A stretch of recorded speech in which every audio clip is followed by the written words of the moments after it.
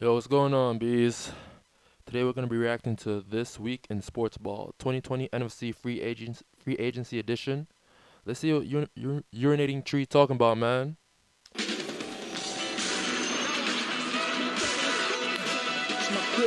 there's a goal. It bounces. Oh, at least I thought he was going to until he blew. This video on NFL free agency is brought to you by Raycon. In this age of quarantine and social distancing, the least you can do in this situation is have comforts to help you out. If you're like me, your ass is on the computer, so why not be bored out of your mind with a little style?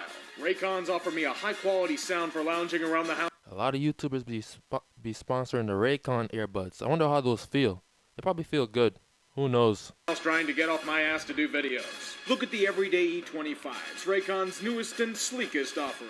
6 hours of battery life complemented by seamless Bluetooth pairing, strong noise isolation, and high-quality bass. Me personally, I like this color, but there are plenty of others available if you're into a more fun selection. Raycon start at half the cost of the major brands, yet offer the same quality to you. In fact, what if I were to tell you that you could save 15% off of your order? Simple. Go to buyraycon.com/utree or click the link below. It's that easy. I know this sucks. Trust me, I miss live sports, but Raycons can help you out a little bit with that. At least in the comfort department. One other interesting aspect of the new CBA that I didn't mention in the AFC video is the new playoff structure. From this point on, there will be a 7th seed in each division. What the hell? I don't think that makes sense. Why didn't y'all just leave that alone? Leave that alone, bruh. That's mad uneven. 7 teams per conference? I don't know about that one, Chief. 2 more games played in the wild card round, the 2nd seed no longer getting a bye. This was done for reasons of those sweet, sweet playoff revenues. Maybe there's a 7th seed that will bring glory and laughter to us all. In these past 2 years, the NFC would have been represented by the Rams in Minnesota, while the Steelers would have made it in the AFC. As a Steelers fan, they didn't deserve to make it in these last 2 years. It would have only prolonged the agony for completely differing reasons. Here is Dallas. They are free from clapping. Despite the utter lack of production when they needed to produce, Amari Cooper and Dak Prescott are vital pieces in the Cowboy machine. Dak they're uncertain of, especially at his rumored price, so franchise tag for him. Amari was the bigger threat. With the need to protect Dak, Cooper... Who's more important, Amari Cooper or Dak Prescott? My opinion, I'll probably say Dak Prescott because it's hard to find a good QB these days. Not to mention, he's level-headed. He hasn't caused trouble for nobody. Because a lot of these Dallas players be causing trouble for a lot of people. You know, Elliott, the running back, be causing trouble. They have a lot of people that be causing trouble. Their D linemen be causing trouble. But Dak, he's so level-headed, it's crazy. But at the same time, but y'all can find a receiver in the draft. I don't know why y'all paid Amari Cooper so much money. With Dak, y'all for his franchise tag. He deserves his money, man. Unless his asking price was way too high, like around like 45 million or something. Was at risk of being poached. Teams tried to. Predictably, the Redskins tried to throw money at him, but he wasn't tempted by the Sirens' call. He stays put in Dallas for another strong payday. He's a good wideout, he's earned it, but the Cowboys have squandered and lost a lot of talent this offseason. You can only hope that Yeah, they lost Byron Jones. He was a good DB. Bruh. Come on, son. And Robert Quinn? Woo! Yeah, y'all lost some heavy hitters, man. Damn. Getting Jason Garrett will do the trick. Philadelphia, for all of their injuries, still have their fan favorites in the chaos. Malcolm Jenkins, the heart and soul of the defense for many years. Jason Peters, the blindside blocker worthy of song. The city of brotherly love surprisingly lived up to their moniker with those two. With the news that the Eagles would not be bringing them back, there was much heart. The Eagles' defense is ass till kingdom come. Their defense is not going to get any better in the next few years or so. Break in the region. There was a time to move on, and the Eagles were looking to get younger at those positions. I get it. It still sucks to see them leave. His money now goes to a nice defensive lineman in Javon Hargrove. Good shit disturber. I can say this from seeing him with the Steelers. You'll like him over there. And here's big play Slay, also free from the hell that is Detroit. May he be much better than Jalen Mills is. I don't think Darius Slay going to be performing well with that Eagles defense. That Eagles defense is so ass. They're gonna make Darius Slay look like he's terrible. The hell? Ron Rivera is now the new head czar in Washington. In these times, a leader likes to bring in the players that he is. Washington Redskins will forever be ass. Anything they do will not help them. You know what I'm saying? Nothing they do will not help them, bro. They've been rebuilding for the last, what, 20 plus years, bro? Shit is crazy. And the only time they made it to the playoffs was one time in this millennium. What I can remember is they played the Green Bay Packers and they lost at home. That shit was too funny. Comfortable with. In this case, a few old Carolina Panthers. Thomas Davis isn't what he was, but he could still be a valuable veteran presence in the locker room. That man old as hell. I don't think he gonna help him that much. Welcome to Washington. Kyle Allen showed flashes of brilliance before falling apart, but still has promise. Welcome to Washington. Kendall Fuller, old Redskins sent away in that ill-advised Alex Smith trade. Welcome back. Wes Schweitzer, not someone we know, but welcome to Washington. At least it can't get worse than it did under Bruce Allen. Can it? The good news for the Giants is that you can't go much lower than they've gone. Eli's retired, but that doesn't mean that the wheels of progress can't keep getting stuck in the mud. They brought in some pieces to bolster the defense. Yeah, I can't believe they got Blake Martinez. Bruh. Green Bay, what the hell y'all doing, man? He was such a good middle linebacker, too. One of y'all best, actually. Ever since Clay Matthew left. Blake Martinez, James Bradbury, a good deal of money spent to overhaul a group that's been quite terrible these past few years. At this point, I don't bring encouragement, but a warning. The success of these signings are to be determined, but don't get addicted to them. Or else you will end up like the Jets, always chasing after that next big thing in the hopes of making your team less of a punching bag. Today, they pine after offensive line help in George Fant and Greg Van Roten. As they've been doing for years, they'll work on one thing as something else somehow breaks. You don't want to be the Jets. Don't. I mean, they're focusing on their offensive line is a good thing, seeing as though their offensive line play is atrocious as hell last season. So they got to fix that. So that's good that they addressing that issue. Fall into the same trap. It appears that Ryan Pace has finally realized what we all did a while ago. Mitch Trubisky is not the answer at quarterback. He all but Duh, he was never the answer. Damn, y'all picked him over Pat Mahomes and Deshaun Watson. Y'all know y'all dread, bruh. admitted such with his moves. No, not bringing in Robert Quinn, that's a bonus perk. It's in trading for a quarterback that would compete with Trubisky for the starting role. There were some decent options out there, but who was their choice? The guy who beat them the day of the double doink. Yes, Big Dick Nick. Well, after his luster was What? I thought y'all was gonna pick up Cam Newton or something. What are y'all doing? worn off and now endowed with an awful contract as well.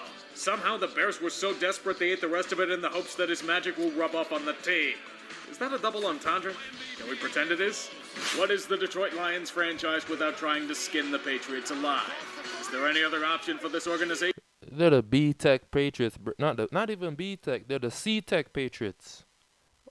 Trying to be the Patriots so bad, but y'all constantly fail over and over and over again.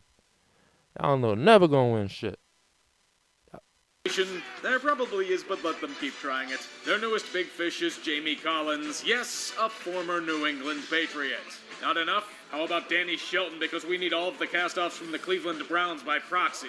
There was Desmond Trufant in the mix, which will be all the better when he gets the Darius Slay treatment from the organization. Speaking of Slay, he's out of here. Traded for a couple of mid-round picks. Turns out Matt Patricia is also pretty bad at player relations and pissed him off by Darius's lack of pencil around the ear. The money now needs to be thrown on a guy named Halapulavati Vaitai. What the hell type of name is that? Halapulavati Vaitai. A utility lineman for the Eagles paid starter money. You trading Stafford yet or not? The Kirk Cousins saga in Minnesota has been a rocky one. There is the side that says he's been productive, led the team to a playoff win against the Saints, and is relatively stable.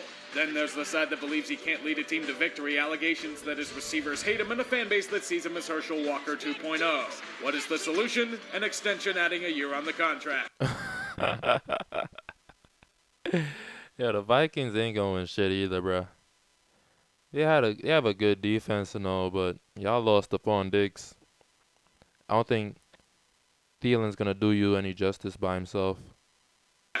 Yeah, you lost veterans on defense, but I mean, at least you got a nice return for Stephon Diggs. They're going to get stuck on this hamster wheel, aren't they?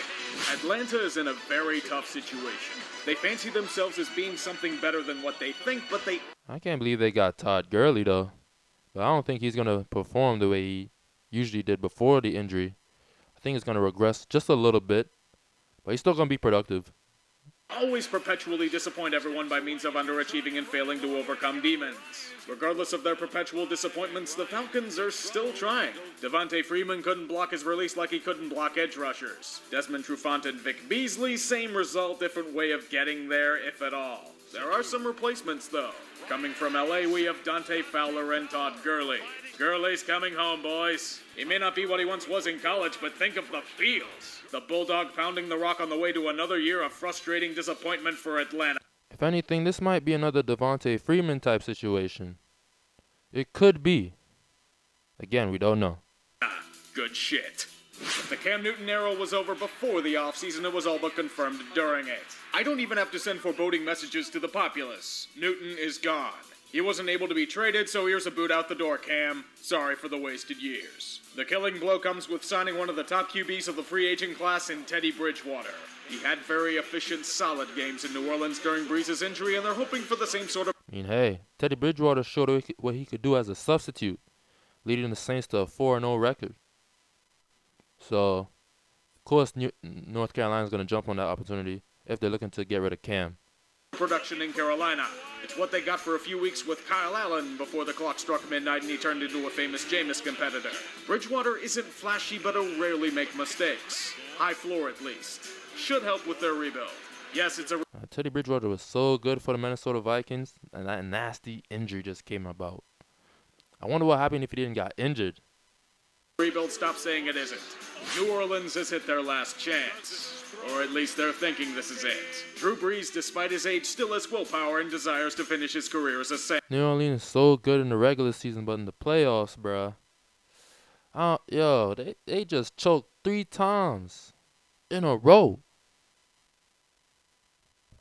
Nah, son. Something needs to be addressed. I don't know what it is, but something needs to be addressed about that shit. It's crazy. Saints. New Orleans wants him back, so we fortunately don't get another Tom Brady saga playing out here. Whether or not it leads to success is to be determined. In fact, an old face of the team is returning to the fold.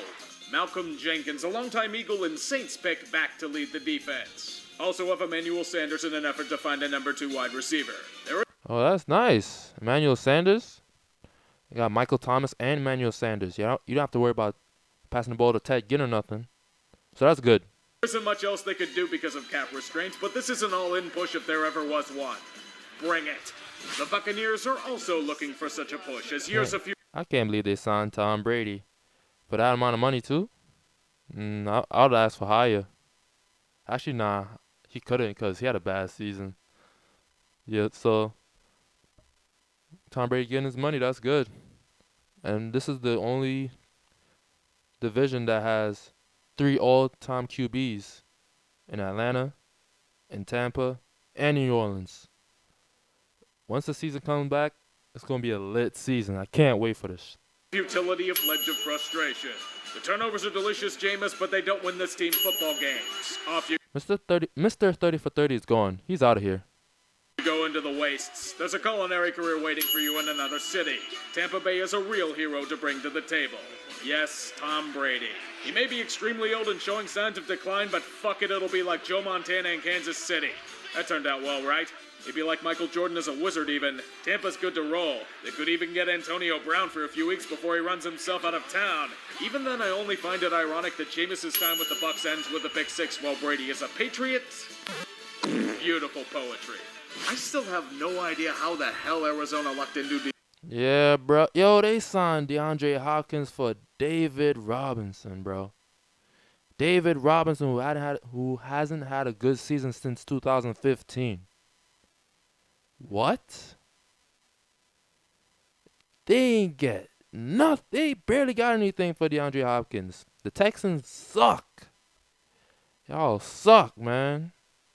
Yo, I hope Deshaun Watson asks for a trade, bro. A good spot for Deshaun Watson. Damn, I wonder what's a good spot.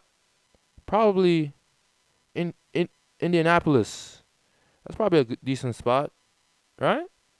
Indianapolis, you know what I'm saying? Or the Chargers, you know what I'm saying? One of those. But yeah, get out of Houston, bro. They're making a whole lot of noob moves. DeAndre Hopkins. Oh yeah, that's right, Bill O'Brien. It's at least a really nice get for the offense if you use him properly. Good toy for Kyler Murray. Now don't fuck it up, you hear? Los Angeles, did you like the moves the Chargers made? Just you wait until you see the Rams offseason. Locked into a cap hell that even Dante finds too harsh, they had some deep choices to make, especially since they bitterly disappointed in 2019. The cost came in a few names. Clay Matthews was pretty obvious, but the others weren't. Todd Gurley, a great running back, but has been undone by a degenerative knee and physical decline. He signed a fat contract in 2018, but LA feels they have other needs, so guess what happened? Gurley was given the dreaded cut. It's not stopping there, though. Brandon Cooks is once again rumored to be available via trade. It's all probably to throw everything at Jalen Ramsey, but it just shows you how potentially screwed the Rams are with another year of talent draining. Have fun. You thought I was joking? Just take a gander at their new logo. Look at how utterly shit it is. I see the Rams are trying to Yeah, that logo is doo-doo. Garbage. Garbage. Get what I'm saying? be as irrelevant as the Chargers are in their new city, so I won't bother to try and stop them in this quest. Here's Seattle bringing in Greg Olsen in one final go-around for a shot at a ring. Maybe next time we will see where the hell Jadeveon Clowney ends up. Probably somewhere that gives him endless mounds of money. I'm jealous.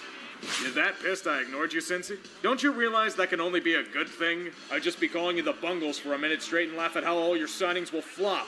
I'd be complaining about how you're wasting the talent of A.J. Green by franchise tagging him instead of letting him walk away to a real team. You overpaid the shit out of Trey Waynes and DJ Reader. It's the only way you can get anyone to come here, so I won't give you Bengals are forever trash. You know what I'm saying? They will never reach prosperity in the league. that much shit for it. Von Bell might work, maybe. Everyone knows your main prize is in the draft. Joe Burrow awaits. That is your key. Even as this year will probably be a wash, there's at least a little glimmer of hope, right? You're probably gonna bungle this as well, I reckon. Second down and 3. Jackson takes it himself. Alright, you guys, that's the end of the video. Make sure to subscribe and leave a like if you enjoyed it. Alright, bees, I'm out of here.